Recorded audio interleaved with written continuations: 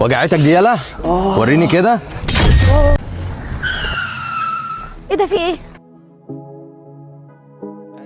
استاذه مريم بعد اذنك، والدك بعتني ليكي، مش هينفع ارجع من غيرك، اتفضلي اركبي العربيه. ارجع معاك فين يا حبيبي؟ اتكل على الله، شوف انت رايح فين.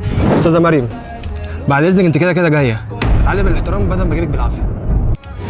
هو انت يا ابني ما بتفهمش؟ انا ابويا اصلا ده مش عايز اعرفه تاني ومش هجيله تاني، وغور من هنا. الظاهر انت مش جايه غير بالعافيه، تعالي. يلا يا ابني انت وشك، انتوا رايحين فين؟ عملتوا لي دوشه. وانت يا ست يلا توكلي على الله. الله يا رب. هو انت كده شايف ان هيتقال عليك راجل شهم وهيتقال عليك امور؟ شهم وامور؟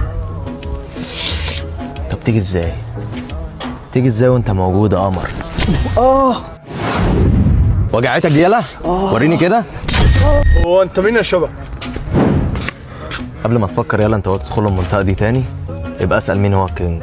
ما كنتش اعرف يا كبير، حقك عليا، عندنا يا كبير.